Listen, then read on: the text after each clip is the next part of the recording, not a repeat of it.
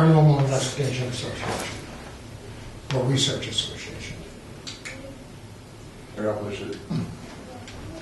It's Behind the scenes of a paranormal investigation and sharing of ghostly tales.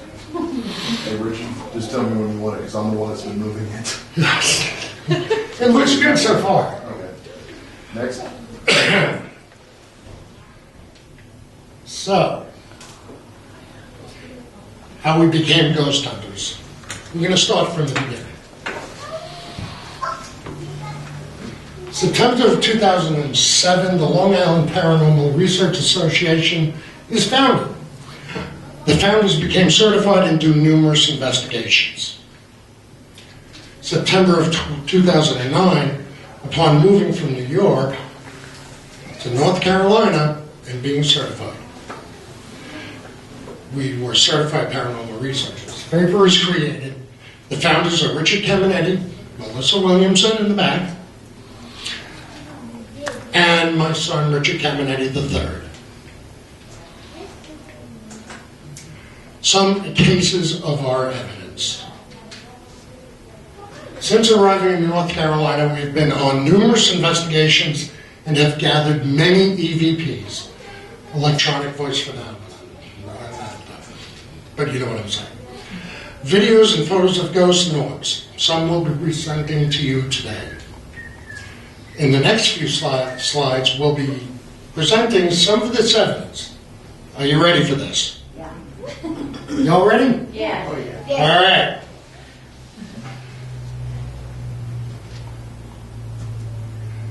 Private case number 5. An apparition in the living room. Can you see the soldier? If my Just tell me next. We're good for right now. Just- Chair, Oh. we're good for right now. my pointer worked, I can show you the outline right here. Yep, I see it. You see it? Yep. Okay.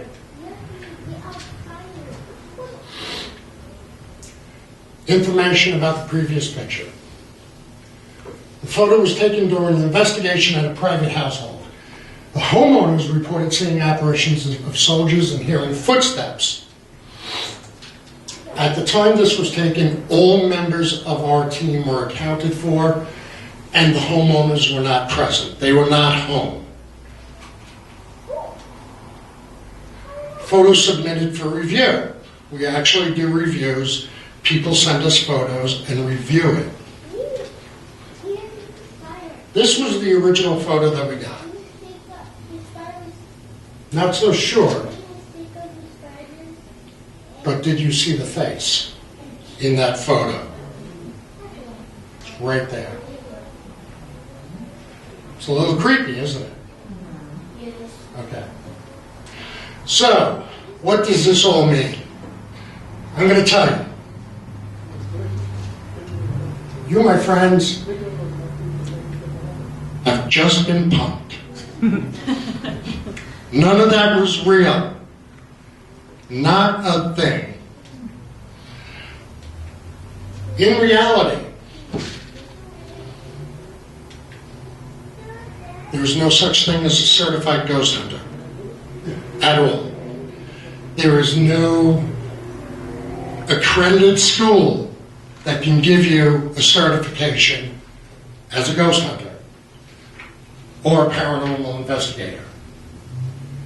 So, all of the evidence we have just presented to you has been created to give the illusion of paranormal activity, or was misinterpreted as paranormal activity. Let me explain about this.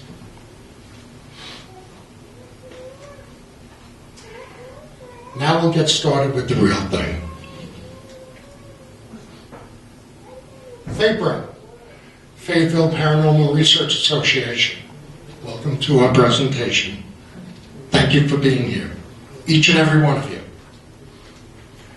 Whether it was from Facebook or word of mouth, it is appreciated. Who we are and what we are.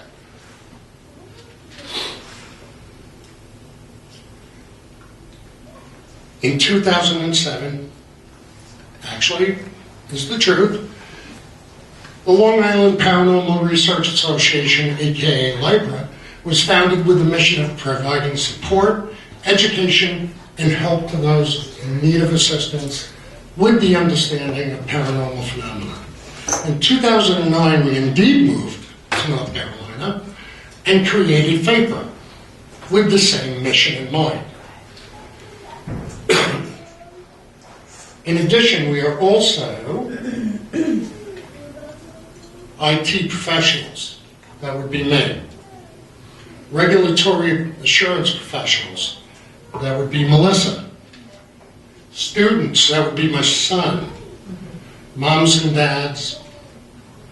And all of us come together to educate and help others, as well as further the scientific research in the paranormal. I don't know if you know it, but paranormal research is considered a pseudoscience. Until you can get controlled evidence, scientists will just poo-poo it. So, yeah. But we all band together to try and get the true meaning and the true evidence that people need. Who and what we are not. Famous. We are not famous in any way, shape, or form. We do not hold doctorates in the paranormal field. That is, say, parapsychology. And it's very tough to become a parapsychologist. We are not certified. Let's not start on that subject because there is none. And that's a hot spot for me. Because anybody that says they're certified, do not listen to them. Just get rid of them. If you guys have a problem in your own home, get rid of them the minute they mention certified. We're not professional public speakers. Obviously, you can tell that by the way I'm presenting right now. Some common misconceptions about paranormal investigators.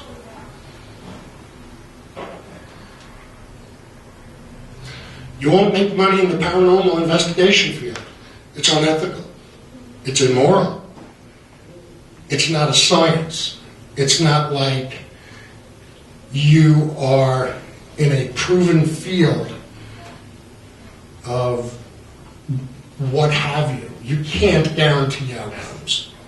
It just can't.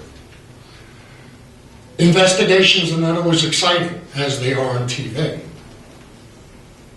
You know, you've all probably seen Ghost Hunters, Ghost Adventurers, all these television shows where you see exciting stuff happen.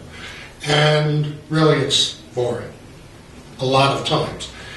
Not to say that there are times where we get an oh my God moment. Not all of the investigators are hunting for ghosts. You know, we're not Elmer Fudd walking around going, shh, we're hunting for ghosts.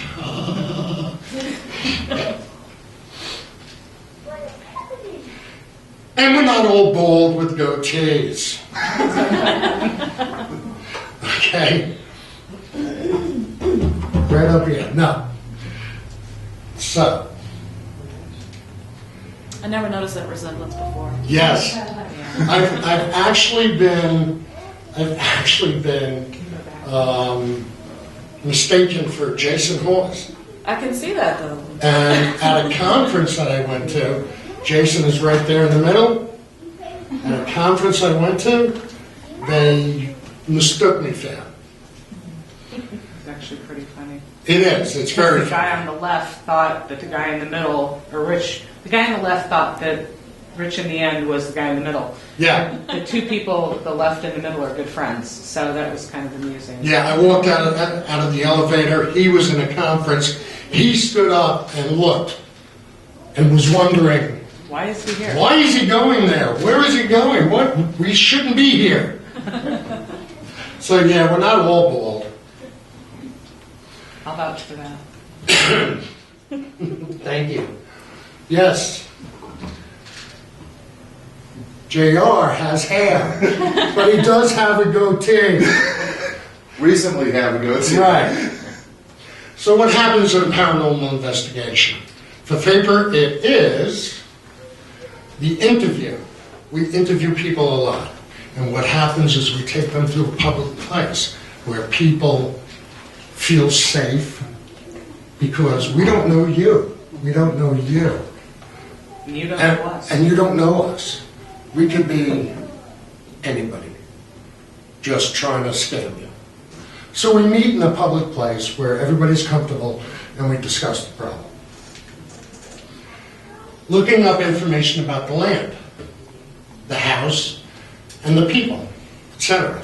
That is very important about paranormal investigation.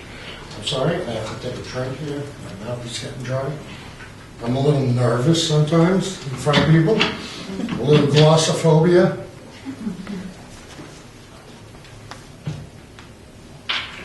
Thank you.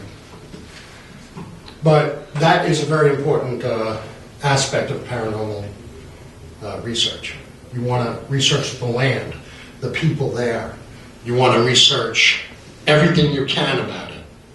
Yeah, a lot of times people will move into a home, be staying at a house, whatever, and they assume something's in the house. There was actually something in the home that was actually causing the problem, where in reality it could have been something that was on the land before the house was even built.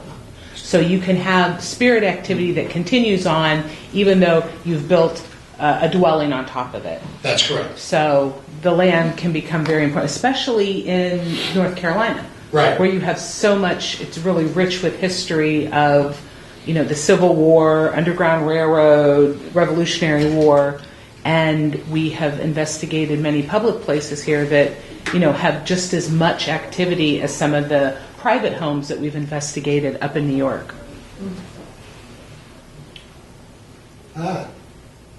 You back? Did it decide to come alive? Can you just tap that JR, please? Get that out of there. Thank you. I think my pointer works now. Yeah. Right on. Okay. Yeah. Here we go.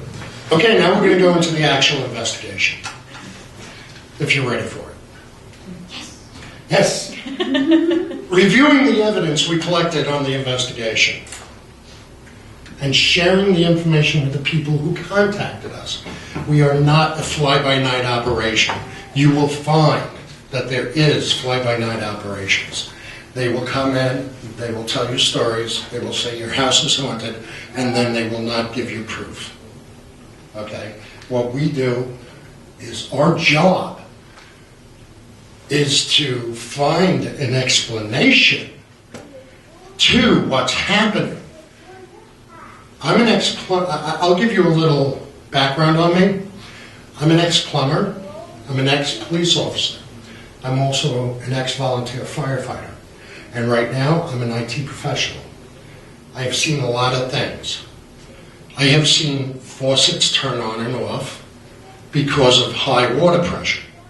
So just seeing those things doesn't necessarily mean you have a ghost in the house. You might have high water pressure. Bubbling toilets. I've heard so much about that. That's air escaping. So we look to find health hazards. Health hazards and other reasons why you're experiencing what you're experiencing until the point that we can't explain something. High EMF. EMF stands for, come on Terry, I know you know this. Electromagnetic field. Yes. Prolonged, what's the word I'm looking for? Exposure. Thank you. Grab a mic when you're going to talk. Oh, okay. We don't know where it's at. It's up there. It It's up disappeared. here. On the It's amp. on the amplifier. It's on the Oh, amp. it's on the amplifier. You guys are just nuts. Yes. Well, we put it up there for the presenter. Well, I don't need to. Okay, so prolonged exposure to high EMFs can cause a lot of things. Many things you might not know about. It can cause nausea, it can cause hallucinations, it can cause many other things, including sickness, cancer, etc., etc. And we check for those things. And, you know, we will tell you, hey, that panel has got over, 10 milligauss coming out, and you should not be there.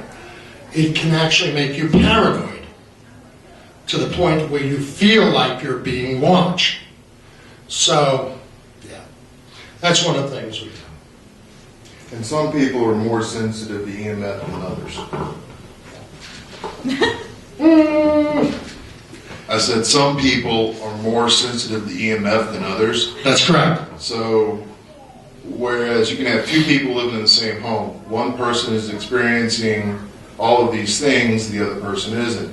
But if there's a high EMF source, that can still, account for what's happening.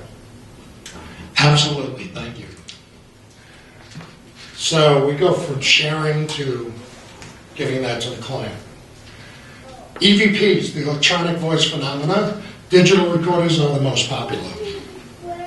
Video footage. We take this, we use two cameras, night vision camcorders and DVR systems. Environmental data. We take EMF meters, data loggers. Now the data logger, I'm sure you're not so sure what that is, but it's a tiny USB sensor that we place in a room, and it records humidity, dew point, barometric pressure, and temperature that surrounds that room. So when we get the data, and it comes in a graph, and when we get the data, when we see spikes, we match it to anything that might have happened in that room at that time. And if we have something that has happened at that same exact time, we know that... Oops, sorry. Turn on the mic. Turn on the mic.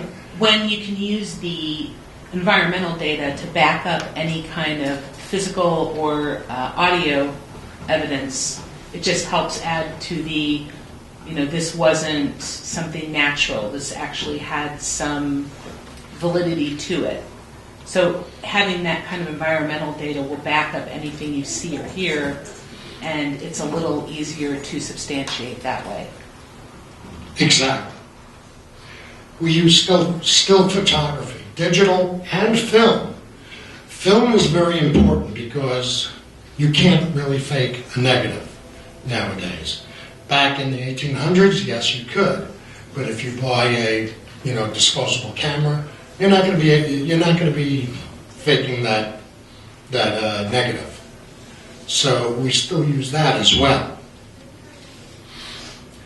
At the end of our presentation, you'll have the opportunity to get a closer look at the equipment that we use and have hands-on experience.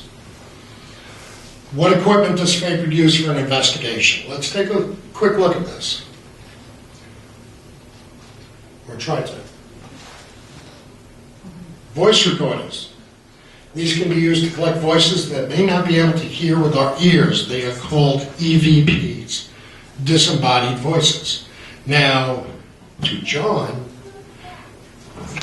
I'm going to tell you that him and Terry have found something out about those EVPs. They should be within the hearing range. Is that correct? Yeah, we'll be covering a lot of that afterwards. But that's going to be like the second part of the presentation. Sounds good. Cameras to take photos of the rooms in the house or of the area we're investigating. Digital cameras are what we usually bring with us. Other types can be used.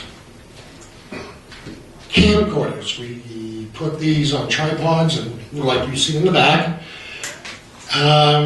where the people are working and have told us they've seen something ghostly or paranormal. We look for the hot spots where something happens all the time. Not necessarily that we're going to get something. Video monitoring system. Over here on this table, you can see our video monitoring system. Our cameras, we have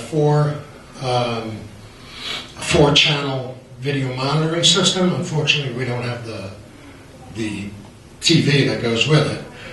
And it's redundant, so we don't lose data. We daisy chain one into the other so that it's on 2 boxes. This way, in case one hard drive crash, we still have it. And that's something else that the skeptics scream about too, the integrity of the data. That's correct. And I think you can cover it, or John can cover it. So let's see what evidence we have captured using that equipment. Is that good? Would you like that? Yes. Okay. EVP, starting with Class A. These are normally sounds that can be heard clearly and distinctly, and it's normally agreed upon by all who listen to it. Normally it can be heard without headphones. In this scenario, 2 investigators walk into an attic. It's not a joke. They are talking and a whisper is heard. You also hear some background discussion after a break. Let's see if you can understand what it says.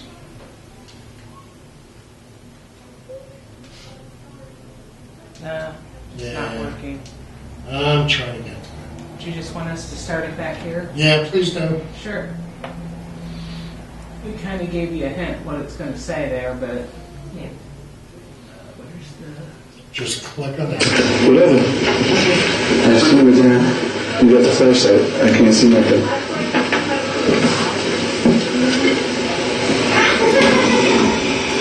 Watch your head.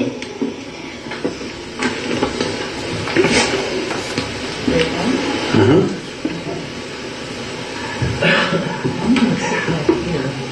Uh-huh. Did anybody hear that? Sure, I don't see why not.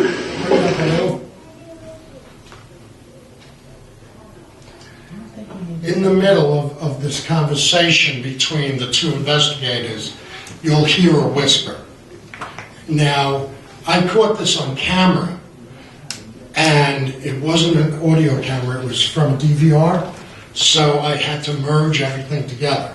Unfortunately, and kind of ironic, I had to use the investigator bumping his head into a beam to get it to mesh. So, can you play that once again? Whatever. I just move it down. You got the flashlight. I can't see nothing.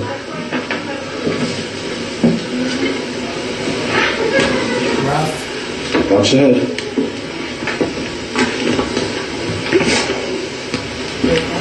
Uh-huh.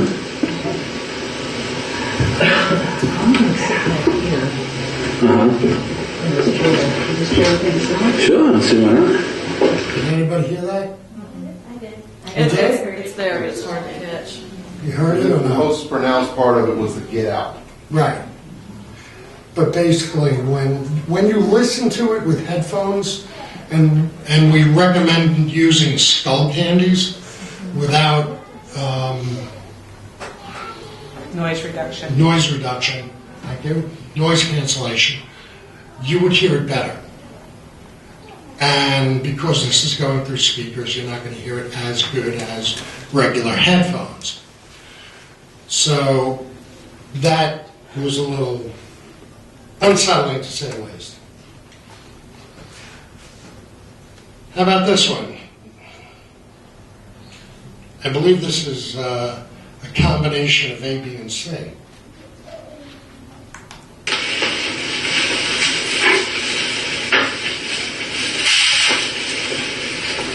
This is my shit. I had to be associated. This is really.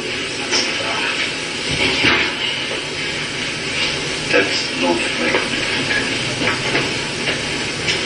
Okay. That's right. Only these 2 shit. Couple whispers. Now, all the investigators in that particular clip we just played were women. Mm-hmm. But when you listen again, there's a male voice. Play it again. Yeah. Yep.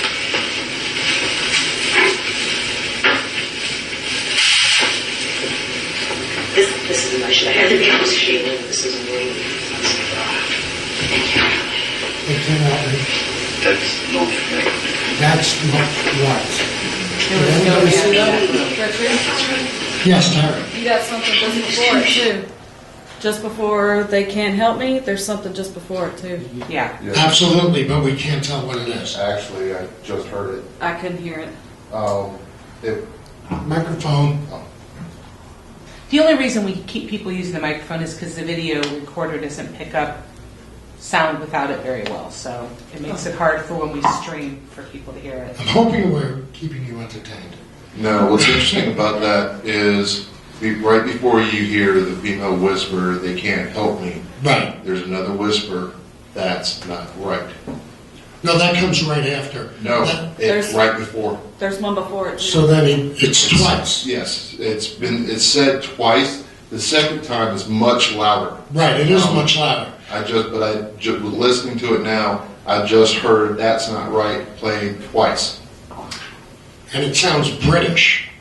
Well, the second one does. The first one was the whisper. I couldn't tell if it was male or female. Gotcha. But I can click on it again if you want. Does anybody want to hear it again? Yes, sir. Okay.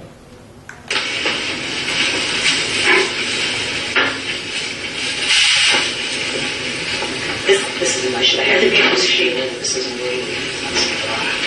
Right there. That's not right.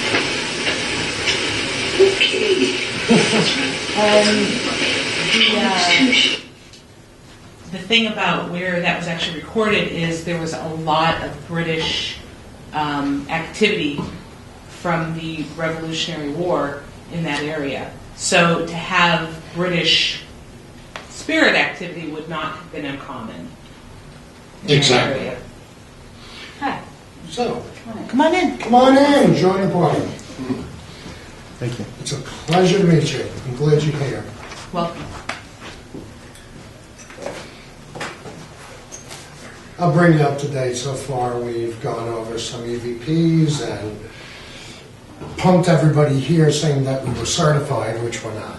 So that's a hot spot with us. So we'll move on from here. Okay, more EVPs. Now these are going to probably be Class Bs. A Class B EVP is a sound that is heard, but most people may or may not agree on what's being said. Headphones usually are required. So, in this clip, one investigator has a recorder going and is showing the other to turn on a new recorder. You'll hear the beep as it turns on. Keep in mind that a red light comes on that recorder. Try and hear the voice after the fact. And you're recording.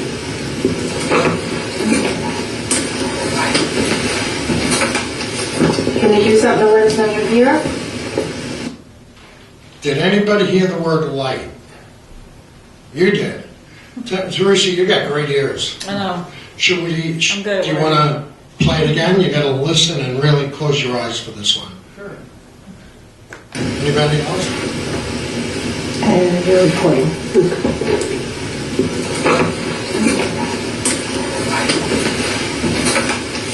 Can you do something to let us know you're here? Sean heard it. It was something. Yes, absolutely. I heard a whisper that And that's why people may or may not disagree on what it is. So And one of the turn this on again. One of the really interesting things that we have found out through doing research for EVPs is that the older we get, the less ability we have to hear as distinctly as younger children do. that's correct. So there was a story on the news a couple years ago about kids using a very high frequency ringtone on their phones so they could bring them into class. The teacher wouldn't hear it because the hearing's different in that age range. Yeah, and it was called the mosquito phone ring. Right. So Ringtone. our son, who's also one of the founders of our New York group, he hears things that Rich and I will never hear. He's younger, obviously, than us, and so many times we find it helps if you are thinking about putting together a team or doing investigations to have a wider range of ages working with you, because what our ears, in our late 40s may not hear, somebody in their 20s is going to pick up. So Face it, I'm old, and I'm fat. So I still can't hear some of the things that he does hear and he picks up. So, with that in mind, as Missy pointed out, if you're going to start a group, anybody here, if they have that notion, keep in mind to keep your age range diversified. Because most likely, it's the younger people that will catch these EVPs. And it really also, kids have a lot less filters than adults do. As we age, we become a little more jaded. We, start saying, no, these things don't exist. We're not as open-minded. Children seem to have that more pure, I can accept more things. The imagination is greater, and I don't think it's just the fact that it's an imagination. They just, their filters aren't as strong as an adult. So a lot of times you will hear about kids seeing or hearing something that the parents won't. And we've investigated cases like that where the children have heard it and finally convinced their parents something's going on, and we've come in to help them, because that's really, to us, one of really the worst things. It's bad enough that any kind of entity is bothering a homeowner, but when it's a child, it just kind of ups the stake quite a bit. So a lot of... Sorry, what'd you do there? Oh, I think everybody's awake now. That was me. Good morning. Good morning. So yeah, Melissa is absolutely correct. So we go on to Class B EVPs. The sound of voice that is heard, and most people just may agree on what's that. We need to just... Yeah. Just keep it. Go on. The light, we hear a light. In this clip, 2 investigators are sitting in a bare room. Hence the echoes. And we're talking about leaving. In between dialogues, you hear a whisper. See if you can hear what we think we heard.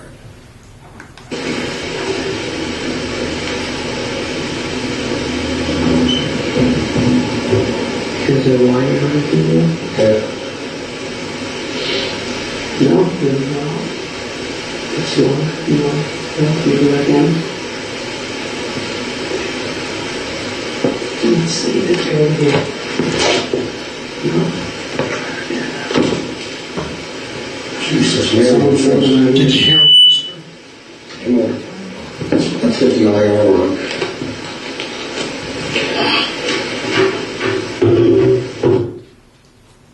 Did anybody hear a whisper? You did. Sean did. Terry did. Nobody heard a whisper? It's very subtle. Very, very subtle. It is very subtle. Can we play it again, or do you want to move on?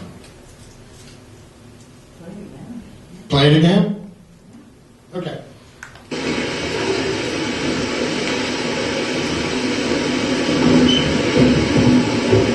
Is there wire on people? No, there's not. It's yours. No, you do it again. Let's see the tail here. No. Right there. Jesus, man. It said something about get out. That's 59 over. There's actually one more. Yeah, I caught that too. Yeah, there's actually one more. Yeah. At the end? No, before the get out. Yeah. But we were, a little story, we were talking about moving out of the room and going to another room. And that's when we caught that. Was the get out in it with an accent? Or just the get out of saying that? It didn't sound it. Didn't sound it. But in actuality, it was still in the same house. So we think there were a couple of weird things going on there. Have a seat anyway. Okay, Class C EVPs are really the worst that I really don't want to bother with. These EVPs are mostly disagreeable. People disagree what is said. You can barely make it out. So many investigators just discard them.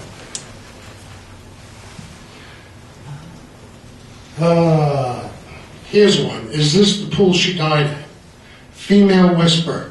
Yeah. Can you play that? And is this the pool she died in? The one that you can see in? Yeah. You can barely make it out, but there's a whisper in between. I can't hear it now.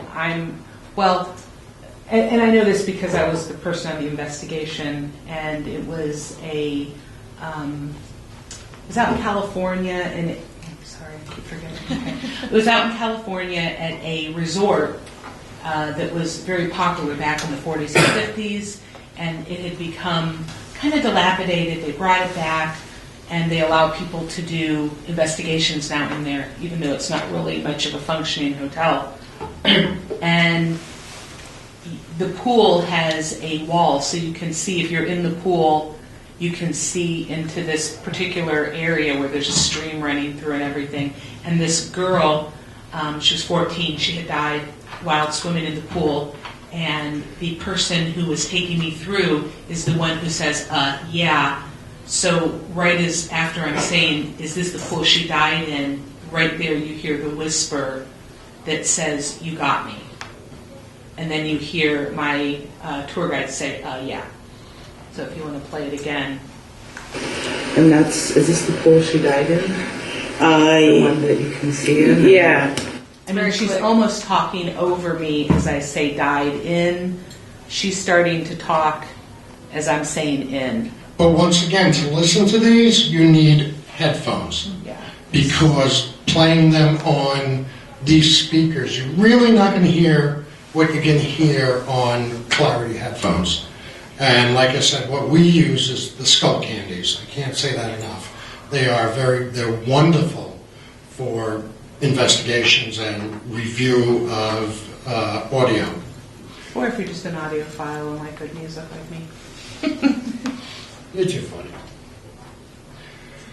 Unexplained photographic images. And at this point also, I don't need to record this, can you go back to the beginning when we're here to talk about the pictures that we use to punk people? Mm-hmm. Okay. Yeah. Let me get done with this. Unexplainable images can happen. Sometimes it can be dust, or moisture, or pollen, or other natural occurrences. Most times it can be explained. There are times when it cannot. In the next picture, we have yet to be able to explain, duplicate, or recreate what we see. Is it paranormal? You be the judge. Take a look. This was taken in Connecticut by the same camera, different hours apart. And I know, I checked the... is anybody familiar with examining photo images from a camera, from a digital camera? Anybody at all? Except for you, Teresa, because you know everything. But there is something called EXIF, E-X-I-F, and that is the background metadata that is held on the picture. So when I examined these pictures were not messed with, they were not, altered in any way. And the fact that you got different shadows here, especially down at the bottom, with the same blue light going on, right there, right there, right there, and at different angles, we just couldn't explain it. So our final determination really was unexplainable. I can't tell you what that is. I have no idea. Hey, Richard. Yes. Looks like you got a light blue, almost like a mist underneath it too. Yep, right down there. Was this taken through a window? Nope, this was taken outside of the house. And the interesting thing about these particular, and we are not orb fans. We are not, in fact, I would probably not be overstating it to say we totally disagree with orbs. That's correct. Because, I should turn this back on. The reason we disagree with the orbs is because they've only recently become popular with digital photography. And digital photography, the whole point of it is clarity. And what many times happens is you will have a bug, a piece of dust, any sort of light refraction with the digital photography because of the sharp focus. If you see an orb on 35 millimeter or on a Polaroid, I'm going to be much more likely to say with some sort of other evidence backing it up, yeah, okay, I'm going to go for that.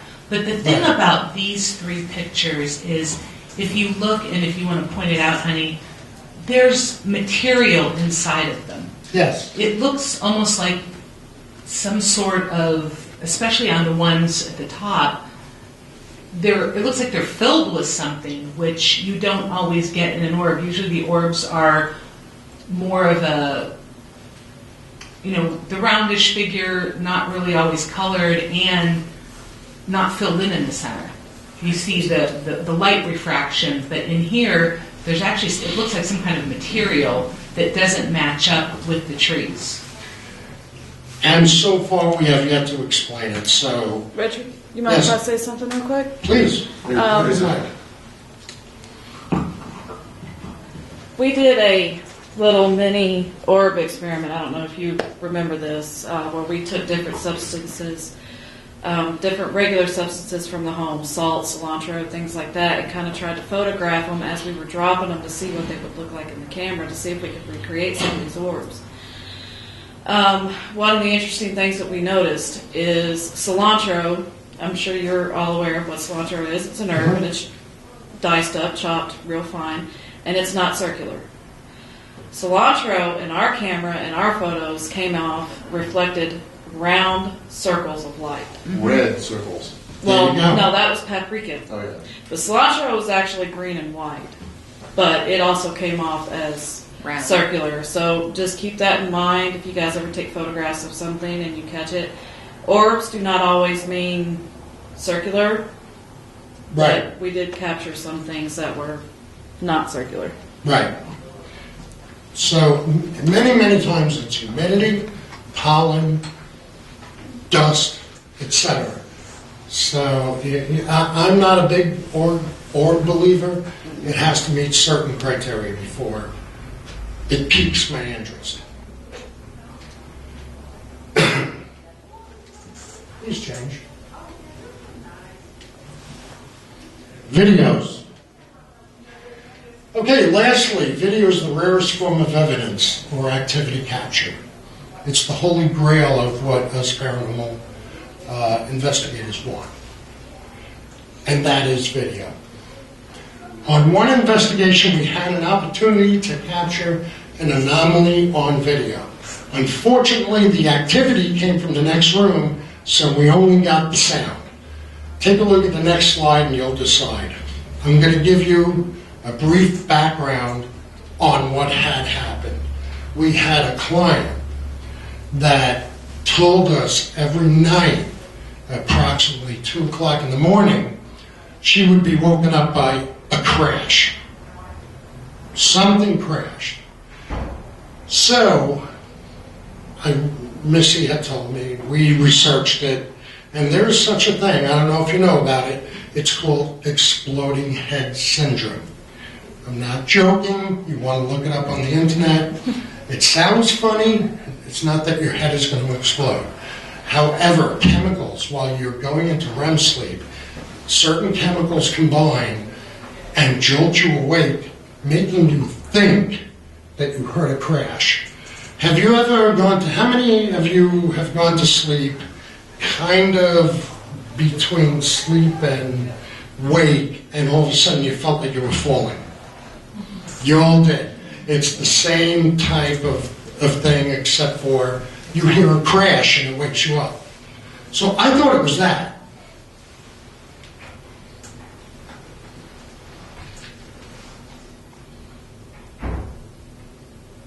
Roll the footage.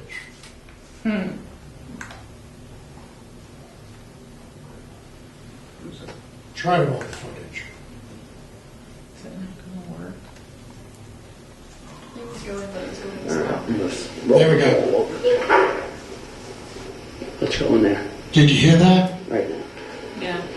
Bring the recorder. Replay it. Where's the EMF reader? I need that flashlight. Hey, let's switch.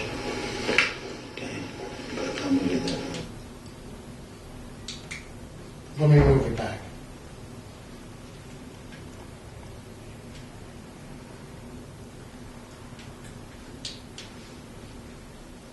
I'm not sure from here how we rewind it, Rich. There you go.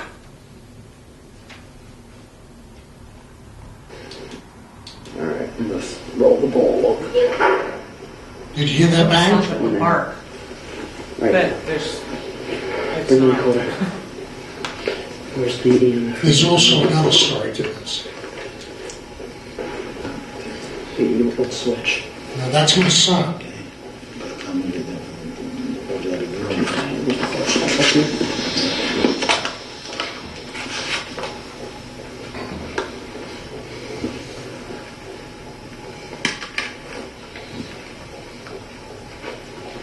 They were in the dining room, the sound came from the kitchen. Can you hear that? And it was 2 o'clock in the morning. Talking.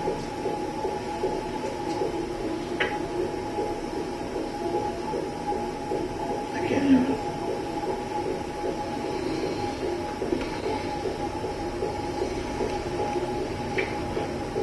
it. These poor guys tried for an hour to recreate it. 3.2. That's what Oh, one of the important things about when you set up for an investigation is Who's to in kind here of- with us?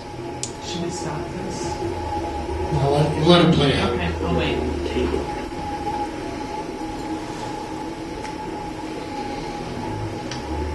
Someone here with us?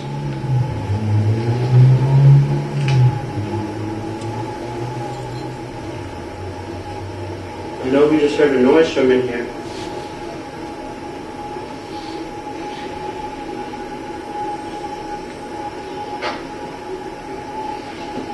We heard a big bang. It's a bird.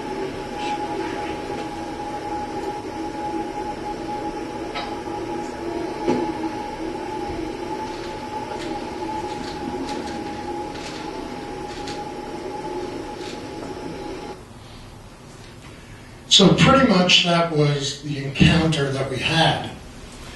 And actually, my son had. I was down in the basement behind the consoles. And just like clockwork, 2 in the morning, that bang happened. And it was unexplainable. They tried for about an hour to an hour and a half to recreate that bang, and they couldn't. They couldn't recreate the exact sound. They tried everything between the bird cage, dropping the bird cage, dropping the dog gates, everything. Nothing sounded the same. And they kept going back to the recorder, listening, and they couldn't recreate it.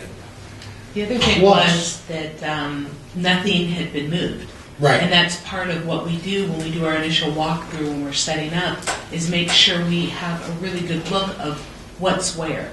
Because you can, it may be something that seems insignificant, but if you know that this particular object was in one place, and when you go back to review, you see, oh, that's different than what we originally videotaped it as. It's good evidence, you know, we didn't move it. It moved from the time it was first recorded, and you hear a bang, and then you see something moved or dropped. So it's always good to kind of get a baseline of the home or the area you're investigating so you can go back and double check. Right. Because you're really quite caught up in trying to find out what's going on, or you may not notice it the second time around, but when you have that baseline to go back to compare to, it helps quite a bit. That's true. And during the walkthrough, which is one part of our, part of the investigation process, we will do the walkthrough first, and then when we come back for the investigation, we do a second walkthrough. And that second walkthrough, we videotape so that we see where everything is at the time. So when we went back and put our videos side by side, everything was in place. There was nothing moved. So what caused that bang? Nobody knows. Now, it would be the holy grail if we caught it on camera. But a lot of times, even if we can't give the homeowner or the property owner some sort of evidence, many times us having a personal experience that the homeowners had is confirmation enough for them. They, come to us saying, I can't tell you how many times people have called and say, I know you're going to think this sounds crazy. And that is one thing we can do. It's not hard empirical evidence, but we can say, okay, we heard it too. It was the same time you hear it.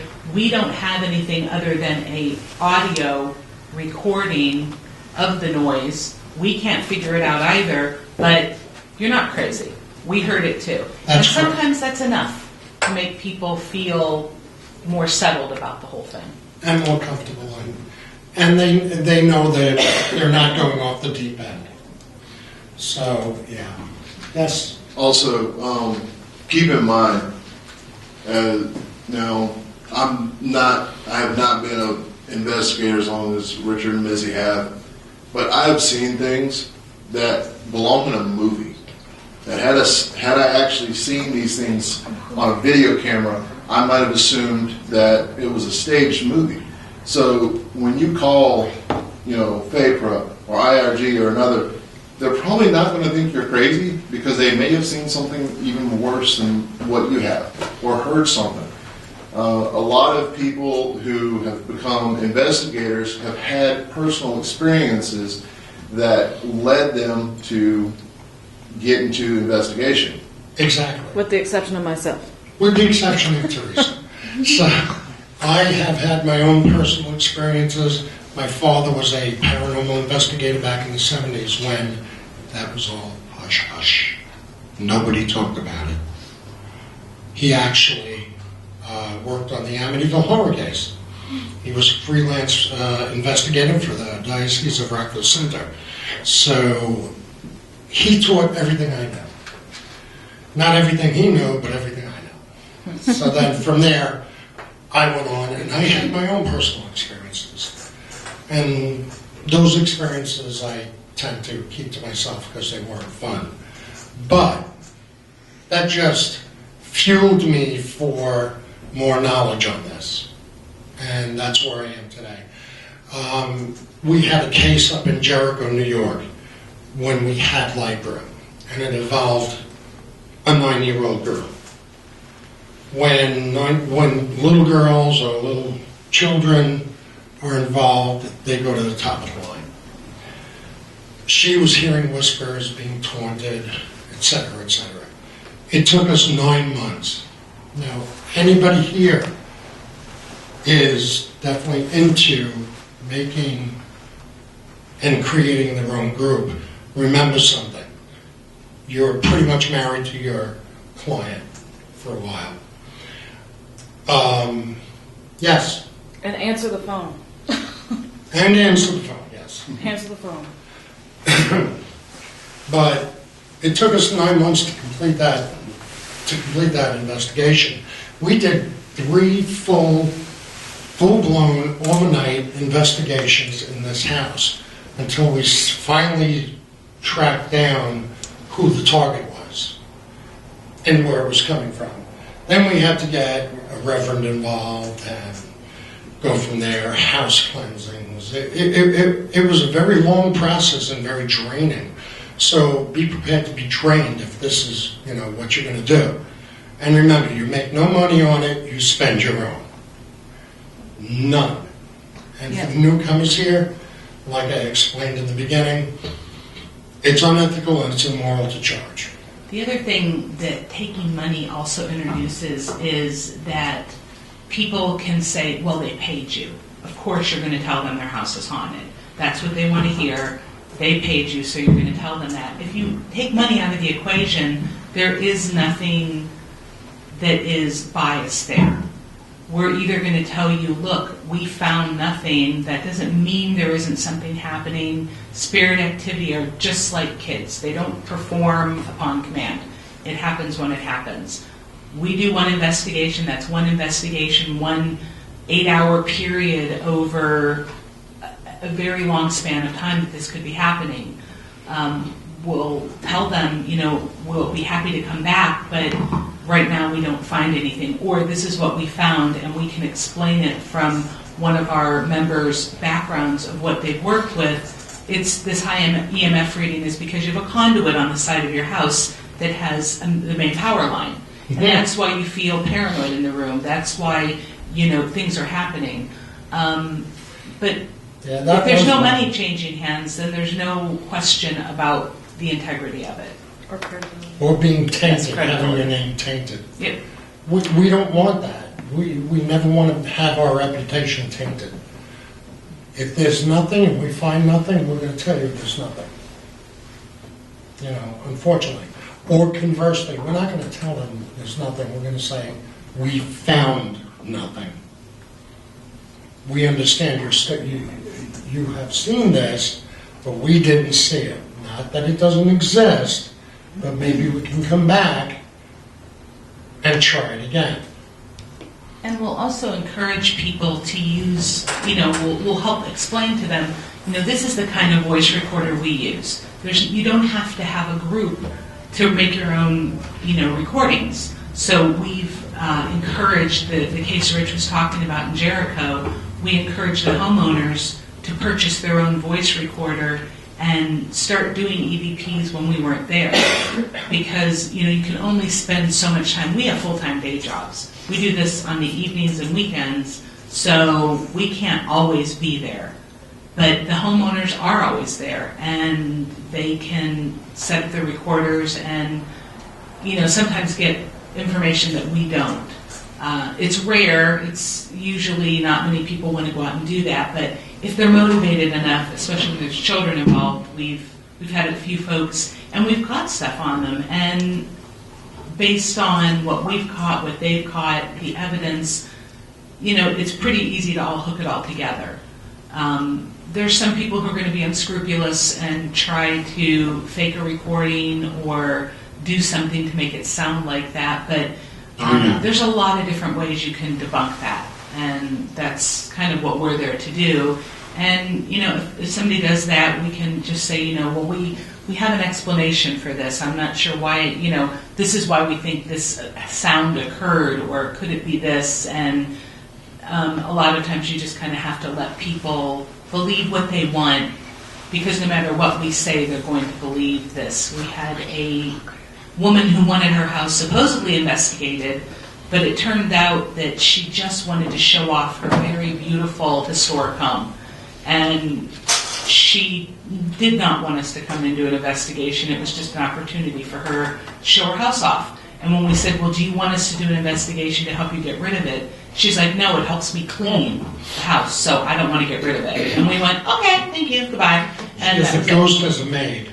Yeah, so it was, you run into a lot of people who have very differing opinions and experiences, so there's a wide gamut of what you're dealing with.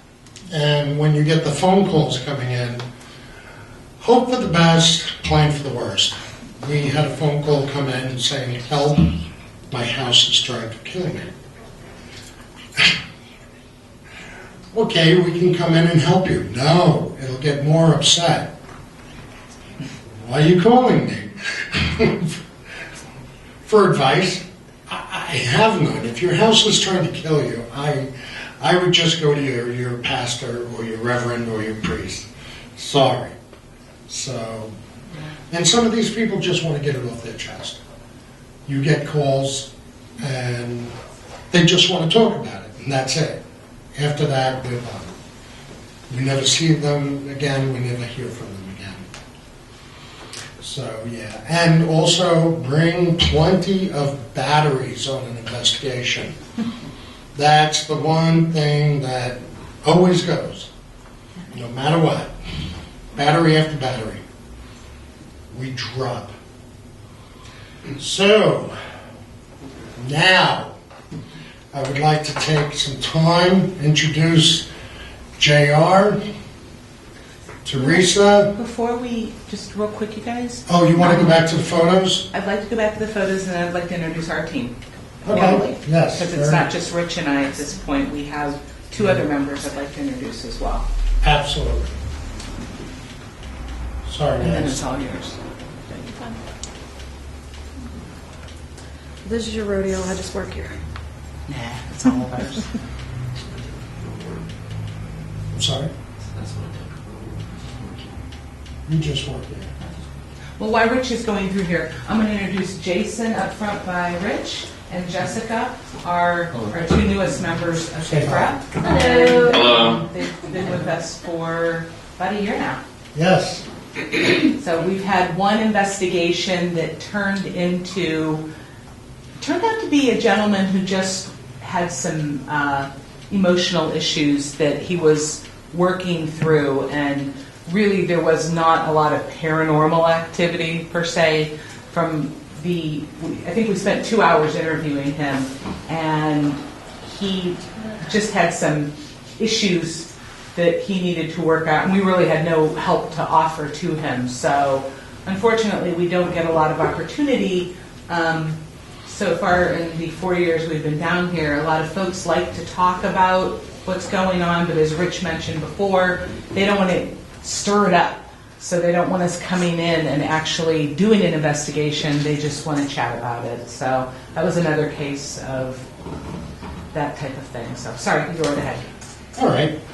Okay, so this one photograph that we took over here, where you can see the soldier, I'm going to tell you right now, that was faked by an Android camera. It's called a ghost app, ghost camera. That is my living room. And you can pick and choose whatever you want to put on there. You can make it fade as much as you want. You can, they have a whole slew of little photos to insert to make it look like you captured an apparition. Which is a real discredit to the profession. It's a Right, and very that's- discredit. That's part of our, fervor in what we do is to get rid of the anomalies that aren't, really, that are explainable. Right. And you have to, people want to try and trick you. They're real ghost investigators. Let's see if they can, figure this out. And we can do that from what Rich mentioned before with the data information. You can see something like this with We the can data. look into the EXIF information, and all of a sudden, if you see Adobe, we know it's fake. We know it's fake. We know you photoshopped it. Yep. So this was a total. Yeah, we meant to do this. This was actually This was set up meant to do- staged for this presentation. Just to punk you all. The next picture that we did the photo analysis of was a legitimate concern. It was somebody that Rich knew from his where he worked in New York, and it was his wife's family photo. Right, now So this is was, the whole photo. Yeah, this was a very. She really thought that there was something going on here. She wasn't trying. Sorry, the microphone. She wasn't trying to punk us. She truly, in her heart, believed what Rich showed you, if you want to point it out right now. She felt there was some kind of picture, either of an angel or some kind of spirit face, something there Right And she behind really wanted us to have a look at this and see what we thought. So there was no malice involved. She truly felt that there was something there. Right, now, and they brought it in, they asked me to examine it. So I made a copy of it at a very high resolution, so that when I drilled it down, I would still get detail. So when I drilled down, Now, the picture itself was taken at a beach resort. and which is many, kind of many years ago, Paramount. when I drilled down, I got this. Okay, now, it kind of looks like a face, am I correct? With a pointy nose and the squinty looking maybe evil eye Yeah. and the pointy chin and Don't fall asleep on me, come on. Richard, do you mind if I mention something? No, not at all. I guess it's going to want me to have this. I think something else that should be mentioned too is if you ask any legitimate scientist, they're going to tell you that the human brain is biologically and evolutionarily programmed to recognize faces in just about everything. That's called matrixing, or scientifically it's called visual pareidolia. We are designed by nature, like Teresa said, to make faces or recognizable patterns out of unrecognizable patterns. How many of you have looked up into the clouds and saw a Volkswagen Bug or a bunny or something? or a even dragon. your electrical outlets look like little people going, ooh. Yes. You know, it comes from our genetic, caveman of needing to recognize faces to stay alive. It's stuck with us. It's very normal. It's something everybody does. And that's why we have to kind of take that into consideration. So now I'm going to explain to you my findings on this particular photo. This photo right here, as you know, as you saw in the previous photo, that was a beach photo. There was sand, and there's a gentleman on the top of a roof right here. Can you see that? Okay, so we got sand, we got a beach resort. What else do we have? We have boats for rent.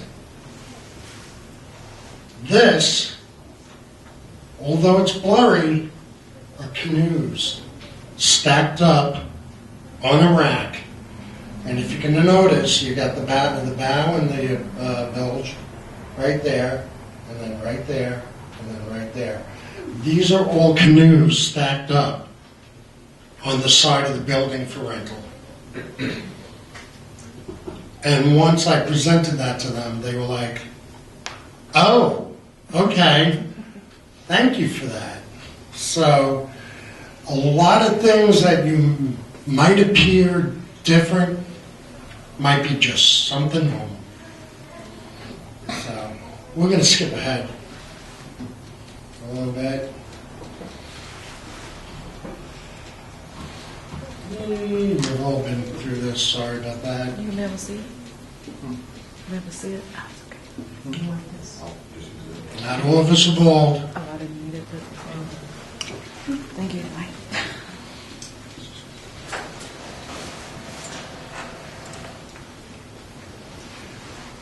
Okay, more EVPs. You've heard some of the EVPs. And if there's anything you'd like to see once we're done with our presentation, close up on the computer, just let us know and we're happy to show you. Yeah, please. Play for you. We have, I'm sure do we have a set of earphones with us today? I brought my red ones in case you Okay. So if you want to hear something that we played, we can play that for you as well. At this point, I'm sorry, sir. A while back, there's IT. What does that stand for? IT? I didn't catch that. IT is information technology, working on computers. Okay. Not a problem. And I do that. That's my full-time job for the city of Fayetteville. And I work in the help desk department, but I'm a manager there. So that's what we do. We keep up the network and all the computers. So right now I'd like to present to you our good friends, associates, and half partners, IRG, Teresa, and JR. So, would you like to take Trying to figure out the clicker thing. the clicker thing? Yeah. Let's go to the right one on that one. Like Richard said, my name is J.R. Ivy. Along with Teresa, we are the co-founders for Paranormal Research Group. Sorry. It's another paranormal investigation group working closely with FAFRA. Primarily, we specialize in analysis of EVPs and photos. Now, like FAFRA, we have a pretty wide range of experiences and specialties. I was in the Army for 13 years. My specialty was satellite communications. Teresa has experience with logistics. She's also been studying on physics, mathematics, and information technology. A third member who wasn't able to come today has experience with criminal justice. So, like FAPRA, we bring a lot of different specialties, a lot of different viewpoints, so that we can look at things in more than one way. So that whereas Teresa might hear something that I don't hear, or the other person might hear something, either one of us, or maybe even myself, I'll see something.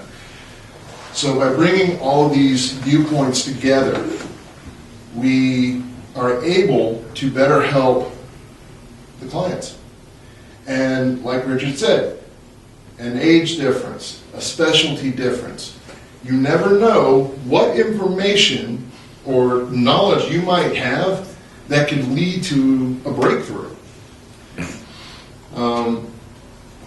So we've been working with FAPRA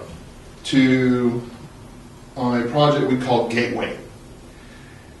Gateway came about because we wanted to understand more the how of phenomenon.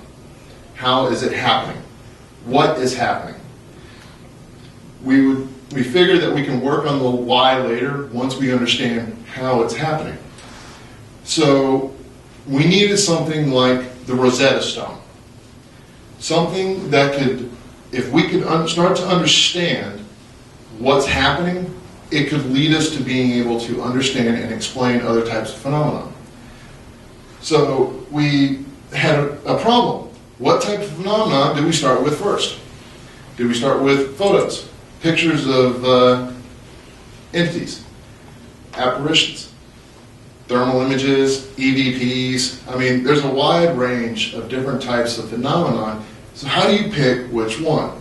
Well, we decided to go with the one that seems to be captured most commonly, EVPs, or electronic voice phenomenon.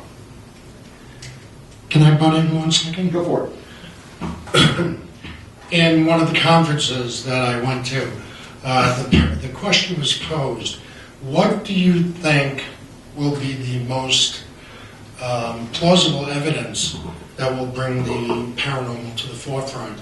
And unanimously, everybody on the panel said EVPs. So it is not unusual that Terry and JR had picked EVPs to study. That's it. So once we decided to focus on EVPs, well, we had to start looking at the theories, the explanations, and things like that. Now, the problem we were seeing was a lot of the theories didn't match up with observations. One of the primary theories, it's sound. Well, sound is omnidirectional. It means it goes every direction at once. But if you have a recorder sitting here and another one sitting here, you can catch something on this one, but not on this one. Doesn't match up with the way that sound works.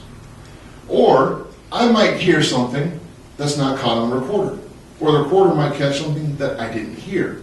Again, if it's sound is omnidirectional. So another theory is that EVPs are occurring at frequencies outside of the human range of hearing. Now, the human range of hearing is 15 hertz to 20 kilohertz. So we have the ability to catch a lot of things, but we're not hearing these EVPs as they happen. So the question was posed, how do we prove or disprove this theory? So that led us to the frequency equation. Now, I understand this is a lot of math. It looks more complicated than it really is. So, which one's good? Right here we have the how to calculate period. The period is the time it takes for the wave cycle, or the wave, to complete one full cycle. Generally, it's assumed. Does anyone here know what a sine wave is, or a waveform? The up and down. Sinusoidal wave. So the up and down is one complete wave. Like an oscilloscope. No. Like right here, you can see it goes down, up, down, up. That's a wave. So what you have to do is you have to zoom in. Now, we use a program called Audacity that allows us to zoom in on the sound file. When you can zoom in, you can clearly see one complete wave cycle. So It has to come up above the zero crossing and come back down and then back up to the zero crossing. So up, down, up. So these two red lines that you see right here, that is one complete cycle. So you calculate how much time that takes. For example, if we find that this cycle takes 0.0001 seconds, you divide 1 by that number, by that amount, and it gives you the frequency in hertz of the sound. So the example of 0.0001 is 1,000 hertz. It's only 2 zeros. 3 would be... Okay, yeah, I'm sorry. 0.001 is 1,000 hertz. Now, if it was 3 zeros, 10,000 hertz. Okay? So, now that we know how to analyze the frequencies and determine what the frequency is, we had to ponder a second question: to use or not to use. How do we decide what EVPs we're going to study? Well, we had a set list of qualifications for a sample that has been submitted to be used in the study. First, the investigators could not have heard it at the time that it was recorded. We were specifically looking for EVPs that no one heard when it was recorded. So if we hear in the recording, what was that? Did you hear that? Things of that nature. We excluded that sample from the entire study. The second qualification had to be verbal or vocal. You had to clearly hear a voice, whisper, or something like that.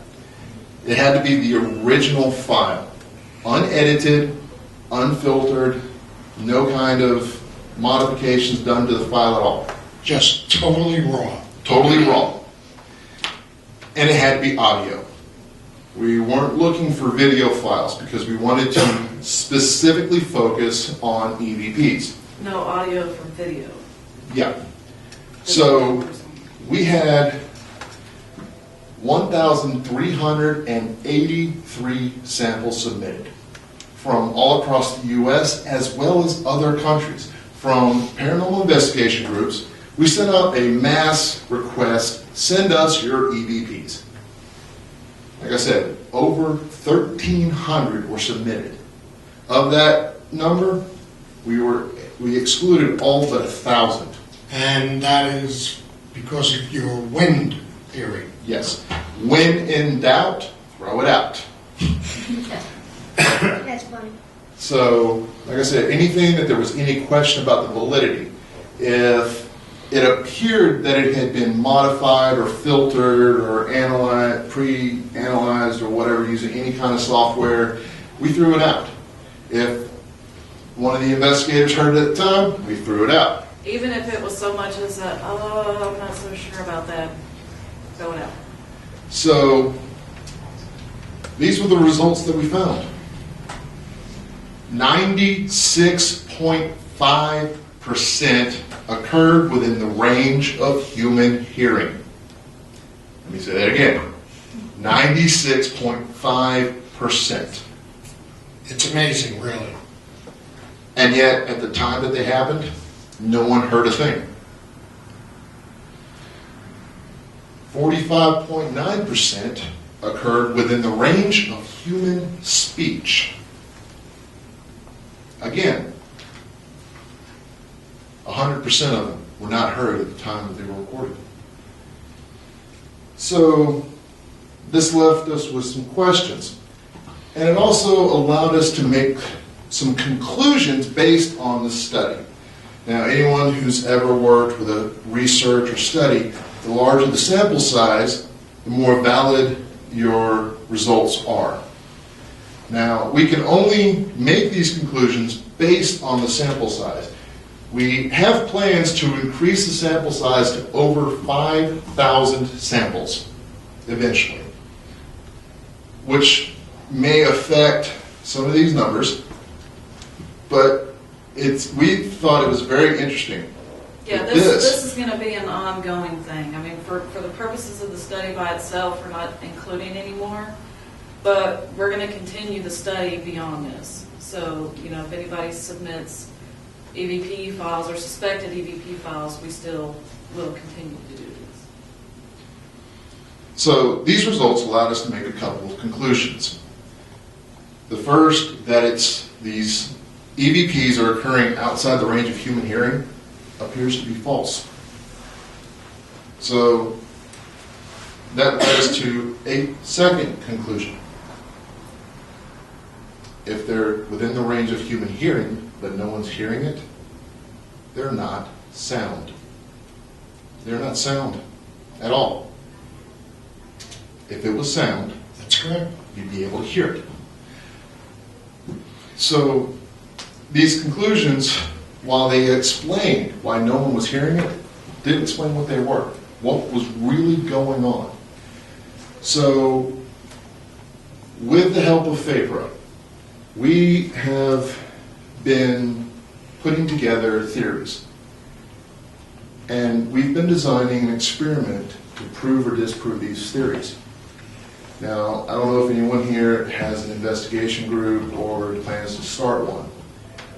Once we've gotten the policies and the experiment design finalized, we're going to be looking for groups to help us conduct the experiments. And by a group, you don't have to have 10 people. It can be 2 people, It can be 4 people, as, to just...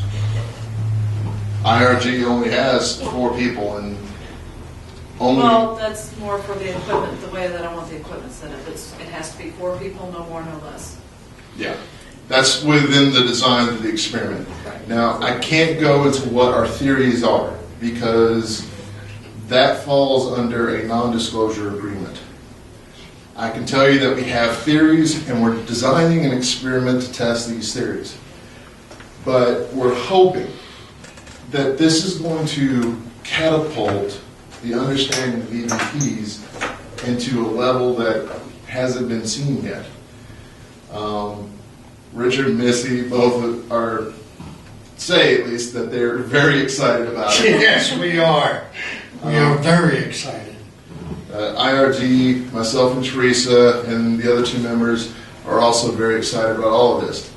But we don't, like we said earlier during Richard's presentation, we don't just look at EVPs.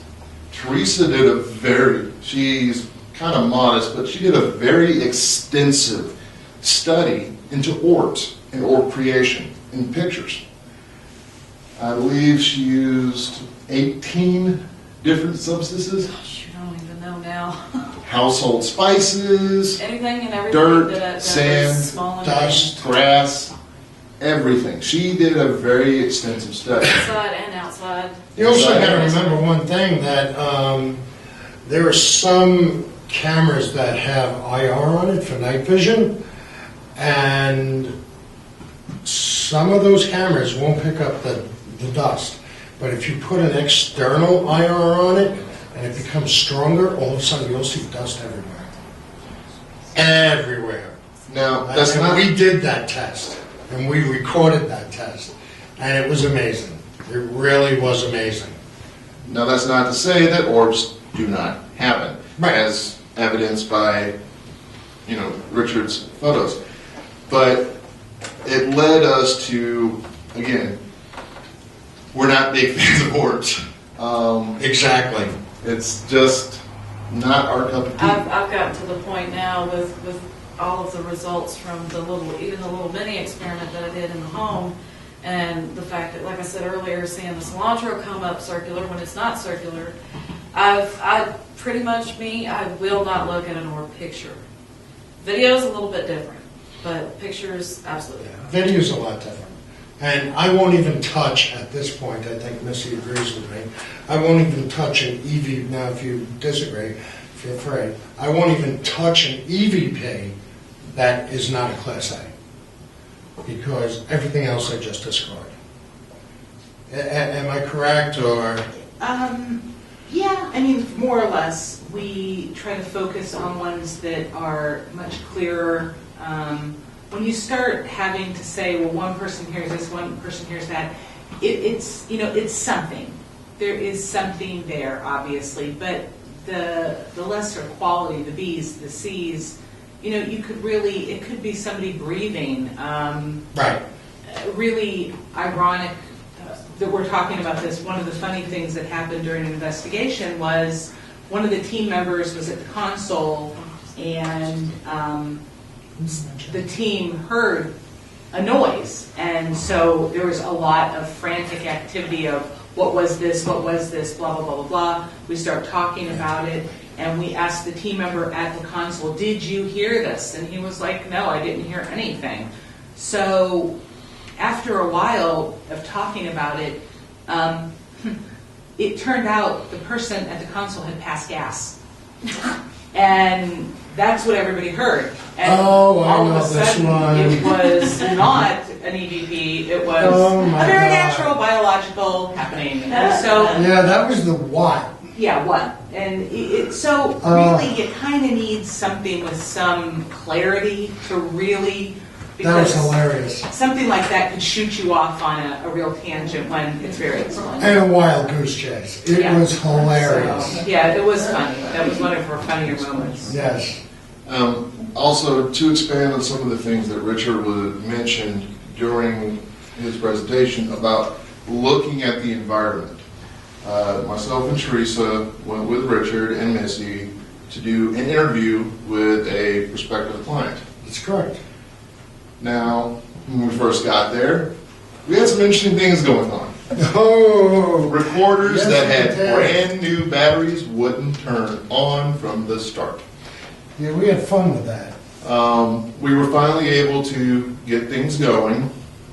Now, this falls into what we consider personal experiences. Mm-hmm. After the interview, after all video recorders were turned off, Mm-hmm. and the clients were, giving us a tour of their house and showing us where some of the hot spots were, we came back into the living room. There was a door that led to an upstairs room. That door had been closed during the entire interview. When we came back into that room, the door was open. So that's what he meant about paying attention and looking at how things are at the time. Because Little things like that,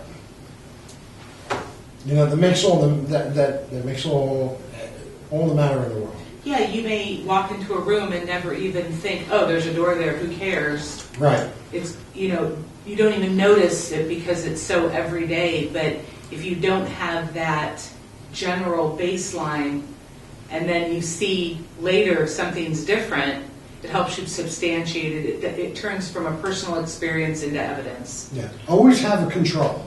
Yeah. And like I said, go in, record, and that's your control base.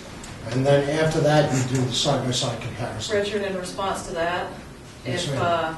I think that's one thing that should be mentioned is, I don't think this is working anymore. I think that one thing that should be mentioned is that's what's going to set, if you want to experience a paranormal investigation from a truly scientific perspective, that's what's going to separate you from your average everyday ghost hunter, is those little, following that scientific method, those little things that actually make it scientific rather than just using a bunch of equipment.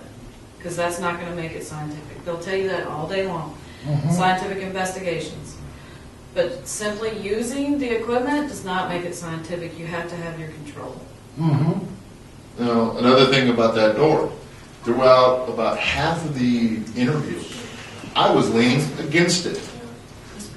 So we know for a fact that it was closed. Myself and Richard spent quite about maybe 15, 20 minutes Trying to get it open. trying to get it to open. And it was one of those doors that had the handle was a latch that you had to push down the latch. You had to push it almost to the bottom of its swing before it released.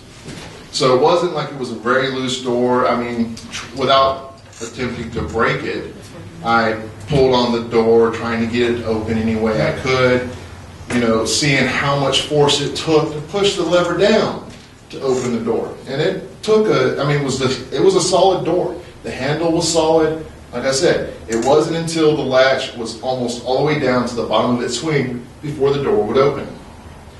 And Now, also, when, Missy brought this up, people may call. And then the first thing I'm going to please don't think I'm crazy. yes. Without going to specifics, I've had experiences, some of them fairly gnarly, since I was 15 years old. I have seen things that had I seen them on a video, I would have sworn they were a movie out of Hollywood. Things that almost look impossible to happen. I'm a sensitive. How much more crazy can you get? I can feel when spirits are around. I don't speak to them. I don't hear voices. I don't see dead people. This isn't, The Sixth Sense or a movie with Bruce Willis. But I can feel things. I'm training to become a demonologist. Someone to help people when they are having issues with malevolent entities and things that wish to hurt them. The whole point, and both IRG and FAPRA agree on this, the whole point of investigation, yes, there's that underlying, we want to know how and why. Right. But it's about helping people. Teresa calls me a guardian. Almost every single job I've held since I was young was in a position of protecting people. I want to help people. I want to make sure they're safe. But sometimes it doesn't always mean from physical harm. And that's one of the reasons why myself and Teresa founded IRG, because we knew that we wanted to help people. There are bad things out there. Some of it you can see, some of it you can't. I'm not telling you to believe me or believe what I believe. I am extremely open-minded, I think.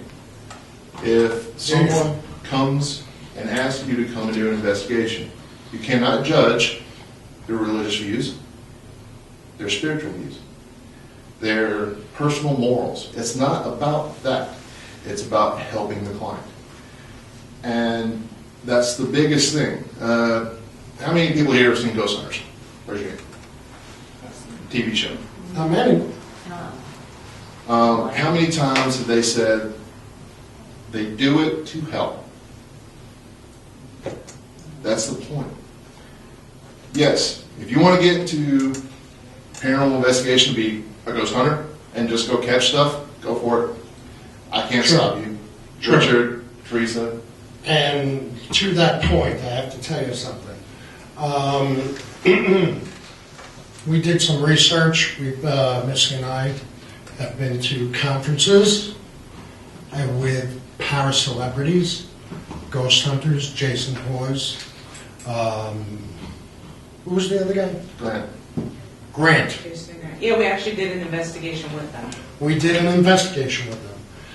And during these investigations at conferences, we found out a couple of things. That you make as much money as a McDonald's manager. The executive producers will tell you, you're going to get evidence. Well, what if there's nothing there? No. You're going to find something. It's the ratings that count, not It's the ratings that the count. reality. Whether you make it up or not. It's the ratings that count. We were offered our own television show. We turned it down because we don't want to be enslaved by an executive producer saying, we need ratings. You have to tune it up. You have to get, evidence. No, we're not about that. So that ain't going to happen, and that didn't happen. And we're a lot happier for it because we get to help the public the way we want to, and we, if there's nothing there, we get to tell them that too. Or if there is something there, we get to tell them that. Or if it's the plumbing, we tell them hire a plumber, have a Roto-Rooter come in. So We'd be much happier sitting here like we are than spending our free time earning next to nothing as far as an integrity way. Right. Making something up to have some sort of spectacle for people to keep watching us. Exactly. To me, there's, at the very beginning it's very exciting, but when you really get down to it, it's kind of a soulless endeavor. And I would rather educate people, how many people are here? 2, 4, 6, 8 or 10 at a time, every other month, than have a couple 100,000 people watching me on the internet or on TV making stuff up. Absolutely. To me, there's really no, I might as well just be an actress if that's the case. And that's not what I'm about, so. There's another thing. I don't want to be famous. Yeah. I really don't. Neither do I. It's absolutely honest. I don't want to be famous. I'm not here to be on I'm not doing this to be on a TV show. I'm not doing this so that the entire nation will know my name. If no one knows my name but the people that I help, that is perfectly fine with me. And we've, like Rich mentioned, we've had, we've become friends with people who've had television shows and how we've seen how it's ruined their lives. Yes. Through just the pure spectacle of what TV makes of it. And it, if they had to go back and do it again every time, whether it's somebody from here, the UK, many other nations, no, never would I do it again. And Never that's the reason why everybody that works with IRG on this project, everybody signs the non-disclosure agreement. Because I don't want what we're doing to get out and these, I have a real problem with these average ghost hunters. I don't want them to go out and try to do what we're trying to do, and then our credibility is gone when we come out with our results. She had a problem with us at first. Yeah. We were hesitant.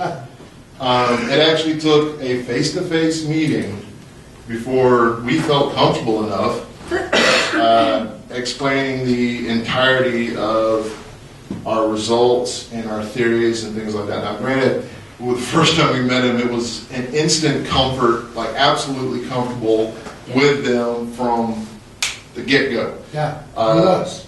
I personally have had very few experiences like that, to the point of just instant, absolute trust. There's quite often just the reverse. I think Jessica was going to mention that she thought I was a psycho when she first mentioned this. I was actually looking for a group to come to my library because I was a librarian at one time, and I was looking for a group to do what they're doing now. And I had a lot of people email me that were just crazy. And then I had Rich email me, and I was like, do I want to go through that whole situation again, meeting crazy people who don't know what they're talking about? I was like, sure, what's another 1 out of 12 that I've already met? And the instant that I met Rich, it was comfortable, it was calm, we goofed off the entire time. The entire time, right, yeah. I mean, from I the just moment we sat barely down. showed you the That sounds PowerPoint. like our first meeting. Yeah, Yeah, and it was just, we kind of goofed off, talked, whatnot, Yeah. and I was like, I can't wait to meet Missy. If Yeah. this is you, I want to see Missy. So, yeah. And we all became friends. They joined the group. And I forced my way in, I'm not going to lie. Yeah, I know you did. We love her. I forced my way in and just dragged my husband. When we first met Richard and Missy, the intent was only for like an hour or two at most. And it ended up going from about 2 in the afternoon to 3 in the morning of just talking, having fun. Some of it was about, paranormal investigation. Some of it was just about life. I think at one point we talked about religion, politics, kids, dogs, cats. Everything. We must have gone through like 1,000 different subjects during that period. And we left there smiling. Tired, but smiling. Yes. Mentally drained. But one of the things that we've noticed working with FAPRA is we've managed to develop this brain trust that is truly mind-blowing. And bringing the 4 different specialties, viewpoints, the jobs that we've held together, managed to iron out so many things and to expose so many things.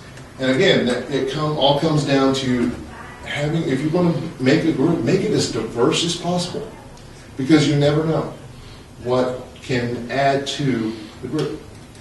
I think this is about the end of IRG's section. Just questions.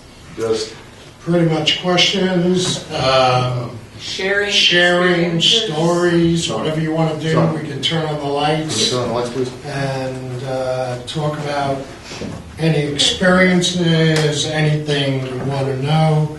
I know it's bright in here now. You guys are like, Any questions about? I hope I didn't bore you. I sincerely hope you learned a little bit. For the latecomers, we can send you all the PPT in the email. But it's your turn now. If you guys have any questions at all, whatever it may be, please feel free. There are no stupid questions. Yeah. There are no stupid questions. Only believe the me. unasked ones. I'm sorry? Only the unasked ones. Only the unasked ones. And as far as, taking things seriously, like I said, both myself and Richard have some pretty bad experiences. Mm-hmm. Teresa's had some, Jessica's had some, I'm sure Missy's had some. And Jason has so there's probably nothing that you we can haven't tell heard. us or, show us that we haven't heard or seen.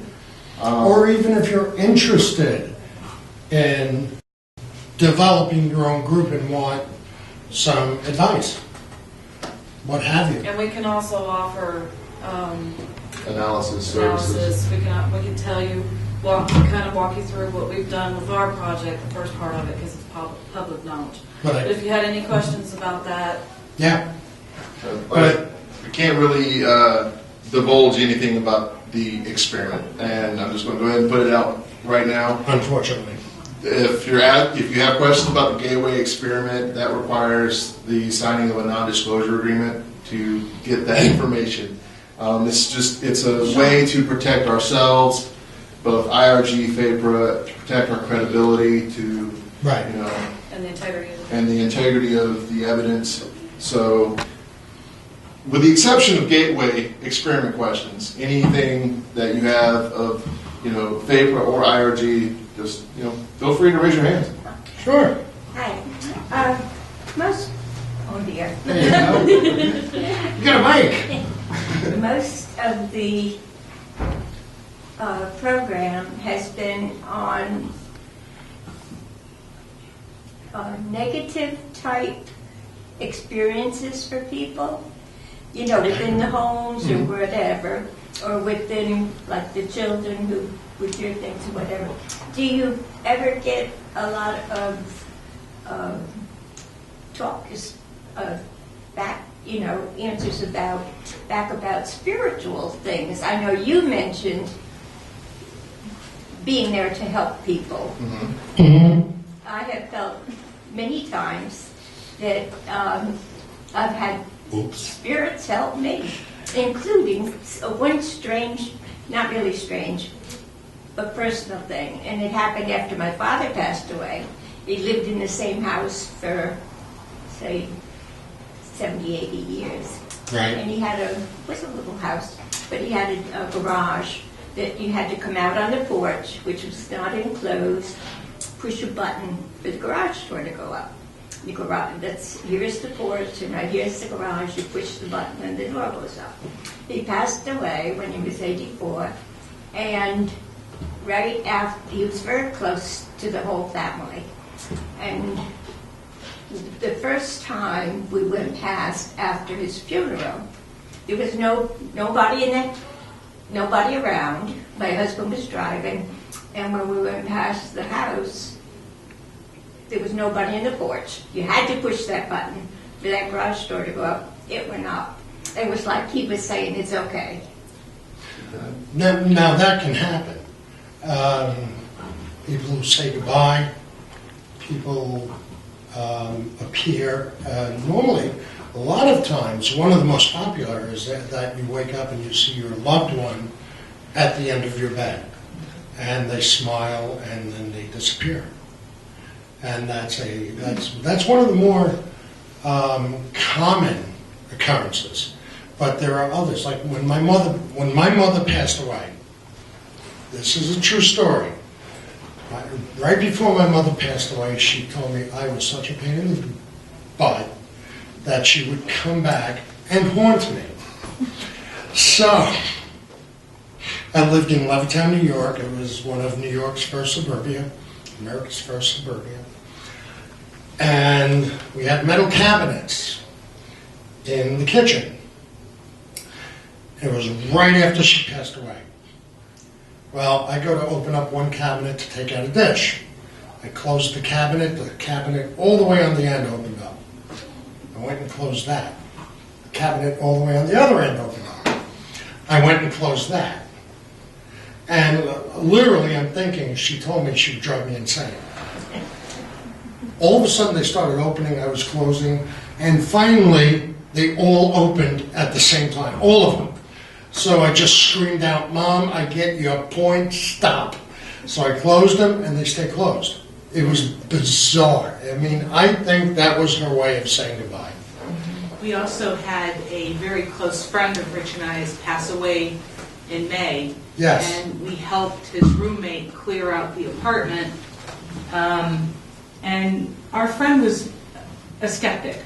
He was becoming a little more open-minded because of our work we had done, evidence we had shown him, but he still really called himself a skeptic. And after he had passed away, we kind of thought, wow, if he knows something now, if anything's going to happen with anybody, it's going to be him, because he's going to try and tell us one way or the other if we were right or wrong.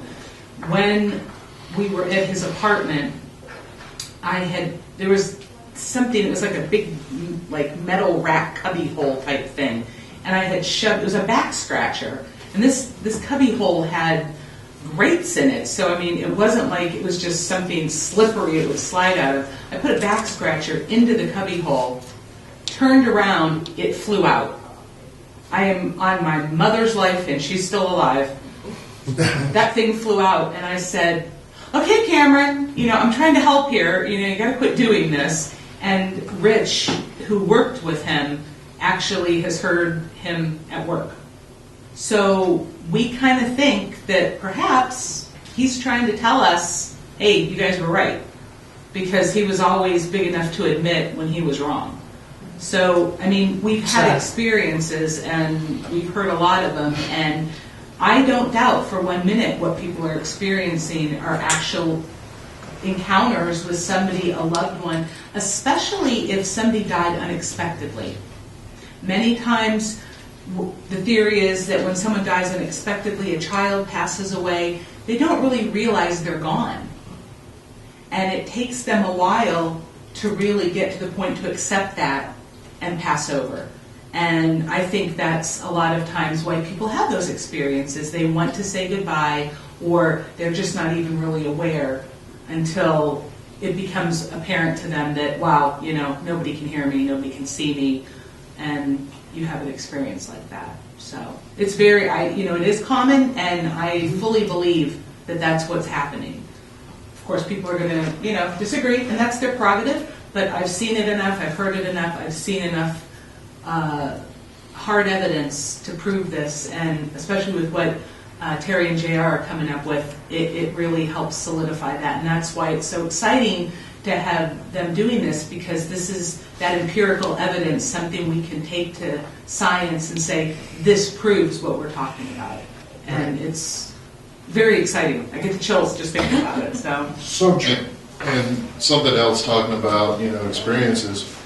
I'm going to share one from my past. Okay. Went to this gentleman's house. It was actually the first time I had ever met him. I was 16, 17 years old. There was a feeling in the house. I wouldn't call it bad, but I really wouldn't call it good either. But something told me to ask, had anyone passed away in the house? And it turned out that his grandfather had passed away in one of the bedrooms that you could see from the living room. Again, something else told me to ask another question. Did he ask for anything before he died? Turned out that, yes, he had. He had asked this guy's sister to go get him and bring him something. When she returned, he had passed away. I told him to find that object and put it in the room where his grandfather had passed. After he did that, the feeling in the entire house changed. And some of the activity that was happening prior ceased altogether. So in that situation, we didn't so much help the people who were living there, we were helping the spirit. And it's possible for that. Sometimes they might be, looking for their own help, their own peace of mind. By putting that object, and to be honest, I can't tell you what the object was, he never told me. But he did tell me that after taking that object and putting it on the nightstand in the bedroom where his grandfather passed away, all activity in the home stopped. And sometimes all you need. And the activity wasn't even necessarily bad. TV turning on or off. Lights turning on or off. Doors that were left open and unlocked, like to go outside, closed and locked. I mean, nothing that really would have stood out as being a bad experience. Just annoying. But like I said, sometimes as an investigator, you may end up helping someone you never realized you could. And thank you for sharing your experience with us too, ma'am. Yes, thank you. Anybody else have questions or About the equipment? anything you'd like? Take a look around, see what we use. Everyone's scared. I know. Thank you all very much for coming out. We Yes, really appreciate absolutely. it. We really And, appreciate this. if you ever have any questions, we have cards, both IRG and FAPRA. If you want to take one, if you'd like to talk maybe privately or have questions you think of once you leave, we'll be happy to be in touch. Thank you. You're welcome. Thank you. Thank you.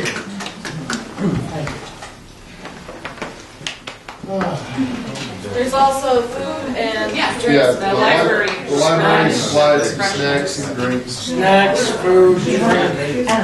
Be merry. Yes. Yeah. You know, if anything's right through the store, I'll show you. Well, on Facebook, It's on there. on the back.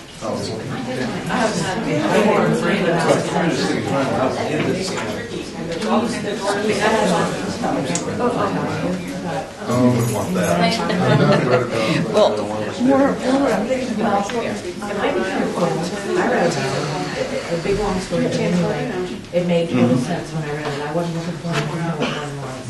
When I read it, I need some air. There's a lady on the internet. Oh, you liked it. Sean, you want to go outside and get some air? It's a little warm in here for me. She's an older, You're making a mess. Don't get it on the equipment, okay? Go sit down over there. she was into the kind of dark y'all enjoy physical kind of Yeah, she talks about We're always And I just thought I just thought I put that out there. Sean, you're interrupting, man. If there's been more and more stuff about trafficking attacks, not that it's sort of new to them, and then I kind of it would be unfortunate to talk about that for. It's she didn't hear of early 1900s. It's not a real name. Yeah, some of the things that I've experienced could have been considered a psychic attack. In a real, very low sense, demonic depression is a psychic attack. That's right. If you read I just thought because of what you do, it may help. Maybe because somebody may be going, gosh, I saw these things that was what's happening. Well, I mean, that's part of what we do is, you know, when doing like an investigation or something, we're there trying to figure out what is happening, how it's happening. Oh, right. Is there an explanation besides paranormal? Is there no explanation except for paranormal? Right. And, you know, it's about trying to help people. And if I can, like, I have a lot of experience with RF, radio frequency radio towers throw up huge amount of EMF. Radio tower right behind your house. But because of having that experience, Look at you. you know, brings different I hope things you guys together. didn't have So, I mean, excellent. Well, I just thought, I just